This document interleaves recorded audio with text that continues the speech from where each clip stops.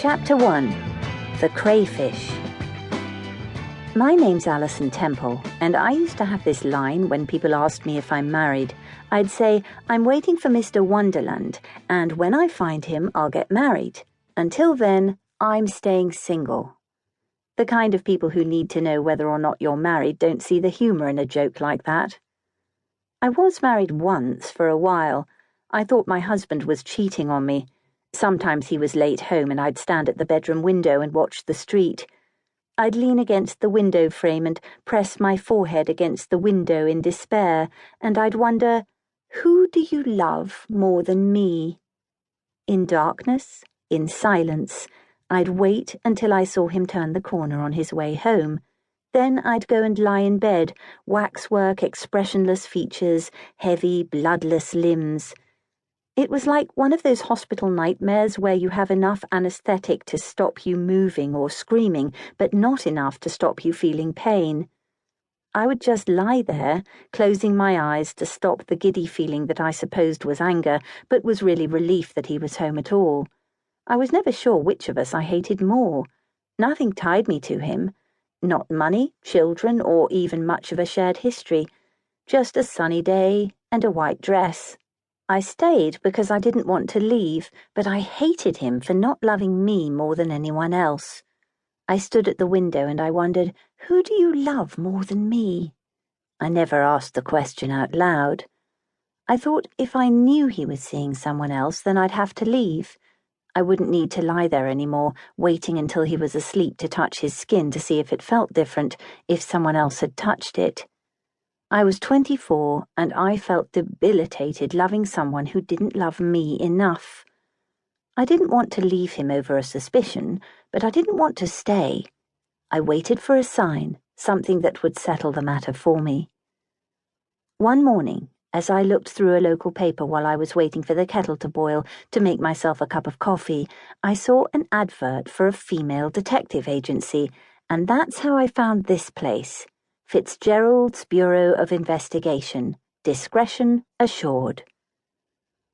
I hired someone to follow my husband for 2 weeks, and I felt comfortable that a woman was doing it. I thought she'd understand. Was he unfaithful? I suppose I knew the answer in my heart a long time before it reached my head.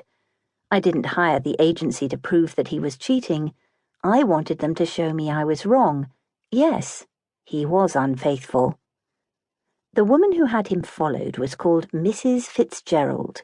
A tidy, authoritative woman in her late 40s, she has slightly curling hair cut severely short at the back in an old-fashioned crop. She calls her glasses spectacles. They're on a chain that she never puts round her neck. She waves them around or sets them down on the desk in front of her. Mrs. Fitzgerald has small, dainty feet and a large bosom and bottom. If you overheard a conversation about her in a butcher's shop, you'd catch a note of admiration when the men behind the counter called her a big woman. She handed me a colour photo that answered the question I'd never dared ask out loud. Do you really think he loves her more than me?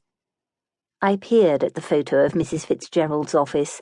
From my experience of detective movies, I'd expected it to be in black and white, but of course it's much cheaper and quicker to use colour film and get it developed in boots.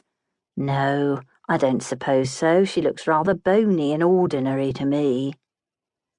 That settled things for me. I just packed up and left him.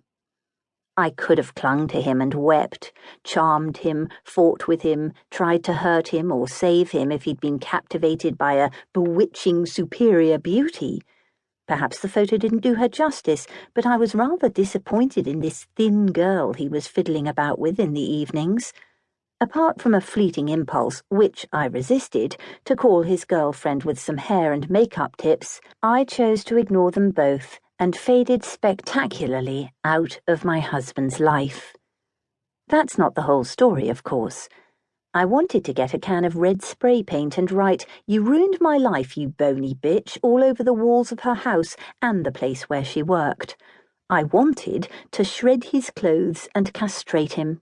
I wanted to call the police and get him into trouble. I really wanted someone to tell him off so that he'd be sorry.